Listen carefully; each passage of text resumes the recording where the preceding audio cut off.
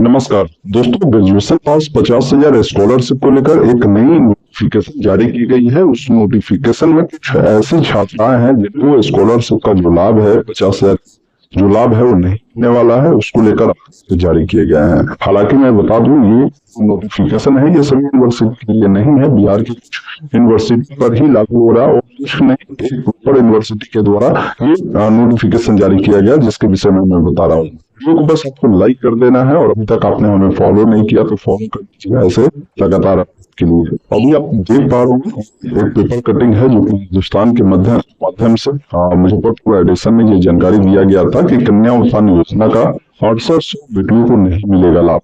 कारण क्या है वो समझिए। मैंने बताया ना कि जो नोटिफिकेशन है हर विश्वविद्यालय के द्वारा मुजफ्फरपुर से निकाला गया है। इसमें बताया गया पिता आधार पर पति का नाम, ऐसे में ये बेटियां कन्या उत्थान योजना का लाभ लेने से नाकाम रह गई है। हर विश्वविद्यालय की 6800 बेटियों इस बार कन्या उत्थान योजना का लाभ से जो है वंचित किया गया है, यानी उसको इसका बेनिफिट दिया जा रहा है।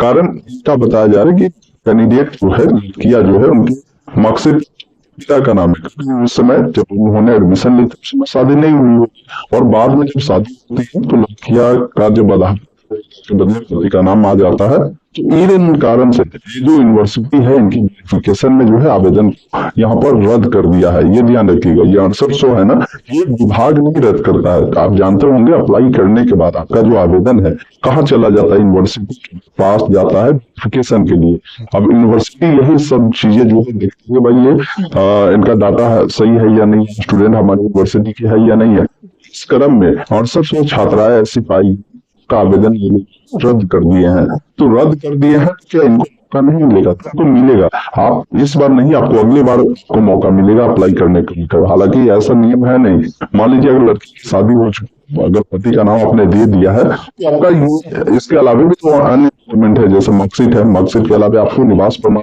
मांगे जाते हैं। तो निवास पर आपका नाम, आपके पिता का नाम, आपके हस्बैंड का भी नाम होता है। तो यूनिवर्सिटी चाहे की जानकारी आधार से तो मिला है, इसके अलावा ऑप्शन होता है निवास प्रमाण पत्र को मिला है, इससे भी उनका आवेदन जो है वेरीफाई हो सकता है। लेकिन ये यूनिवर्सिटी की मामला है तो हर यूनिवर्सिटी में लागू हुई है। अन्य यूनिवर्सिटी में मैं देखा हूँ कि जिन लड़कियों की शादी आधार पर मान लीजिए पति का नाम है, लेकिन अपने निवास प्रमाण पर पिता पति की जानकारी अगर आपने दिया है, कहीं किसी का दिक्कत नहीं हुआ है, ये ध्यान रखिएगा। बाकी आगे क्या कुछ बताया गया समझिए।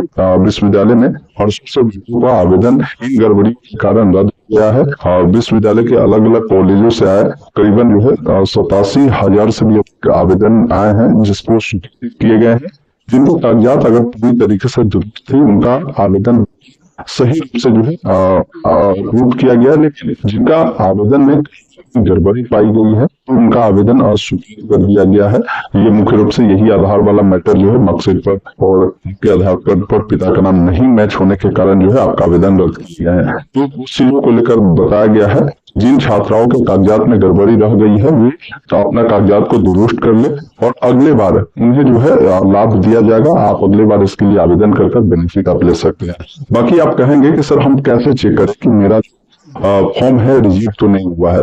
देखिए, इसके लिए आज और कल में आपको हो सकता है इसका लिंक आ जाएगा स्टेटस चेक करने का, वहां से ये चीजें आप देख सकते हैं। बाकी यहाँ पर बोला गया कि आधार और पोर्टल के डाटा में मिसमैच। जिन 6800 छात्राओं के आवेदन आगे नहीं बढ़ पाए हैं उनमें कई तरह की अलग अलग गड़बड़ी है। ये जब पति का नाम वाला वही सिर्फ गड़बड़ी नहीं है, बहुत सारी छात्राएं ऐसे हैं जिनका आधार पर नाम कुछ और है, मार्कशीट पर कुछ और है, मिसमैच है। ये बड़ी संख्या में ऐसी कैंडिडेट है।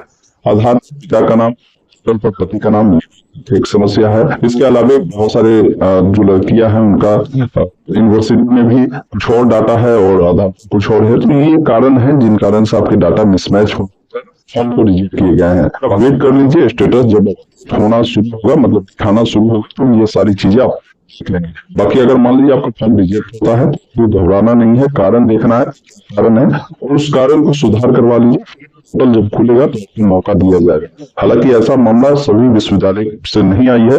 जब विश्वविद्यालय वेरीफाई करता है पता चलता है, तो हर विश्वविद्यालय से अपडेट है। आगे किसी भी यूनिवर्सिटी से अपडेट आएगा तो मैं जरूर बताऊंगा।